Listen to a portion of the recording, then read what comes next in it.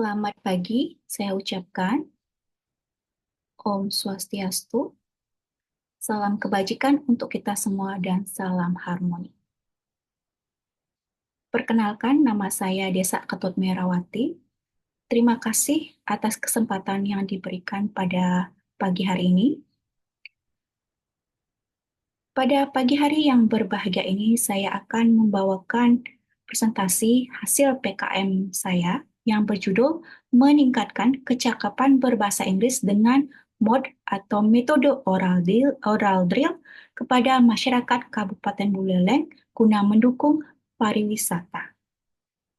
Ada 6 hal yang akan saya presentasikan di video saya ini.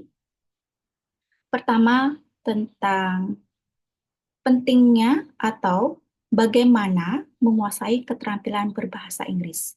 Hal tersebut akan ada di slide saya yang pertama, yaitu pendahuluan. Di bagian kedua, saya akan menjelaskan tentang analisis studi. Di bagian ketiga, saya akan menjelaskan tentang metode yang digunakan pada PKM. Kemudian yang keempat adalah tentang hasil dan pembahasan. Yang kelima adalah tentang pelaksanaan PKM, dan yang terakhir ada kesimpulan. Baik, untuk mempersingkat waktu, kita mulai dengan bagian pertama, yaitu bagian pendahuluan. Menurut Arvanti 2021, bahasa sebagai alat komunikasi adalah suatu hal yang tidak terlalu sulit sekali, tapi bagi sebagian kita masih merupakan sesuatu yang sangat sulit. Ada 3 hal yang bisa dilakukan untuk menguasai keterampilan berbahasa Inggris. Yang pertama, bahasa Inggris harus dipraktekkan sehari-hari. Kedua, harus sering dikomunikasikan atau digunakan. Dan yang terakhir adalah perlu adanya keinginan atau percaya diri yang kuat untuk menguasai keterampilan berbahasa Inggris. Kemudian, bagian kedua adalah tentang analisis situasi. Menurut Andini, tahun 2017, pelayanan adalah hal yang penting dalam industri pariwisata. Jadi pelayanan di sini termasuk mereka yang bekerja atau staf penjual jasa di tingkat desa yang tergabung dalam kelompok sadar wisata. Menurut Ban Statistik Kabupaten Buleleng 2021, dalam rangka menunjang pariwisata, aspek-aspek pendukung kemajuan pariwisata Buleleng harus terus dikembangkan.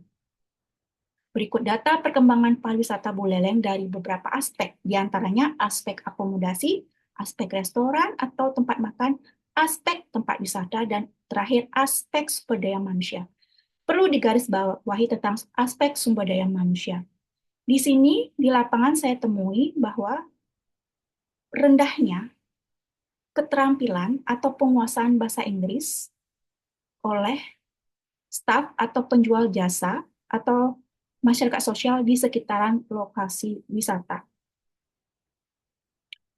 Untuk mengatasi hal tersebut, ada beberapa model-model atau metode yang saya gunakan. Pertama adalah informasi, tanya jawab, dan diskusi. Yang kedua adalah praktek.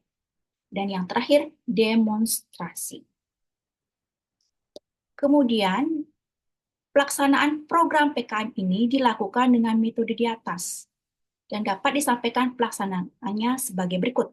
Pertama, model participatory rural appraisal, dan yang kedua, model pelatihan dan pendampingan offline dan online.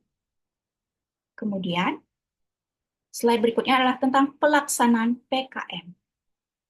Ada beberapa kegiatan yang kami lakukan selama PKM.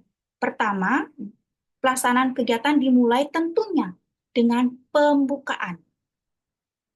Pembukaan acara dibuka oleh Kepala Dinas Sosial Kabupaten Buleleng, yang diikuti oleh peserta PKM dan seluruh pegawai UPTD Dinas Sosial Pengelola Monumen.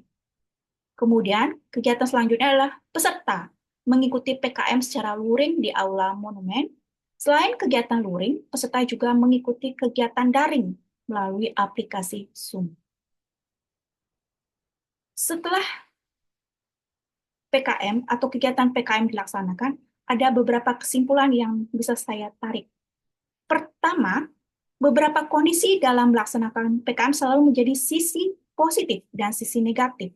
Namun kondisi yang dapat mendukung keberlangsungan PKM ini adalah hal yang sangat positif dan sangat diharapkan seperti dukungan instansi, pelaksana, dan stakeholder PKM ini.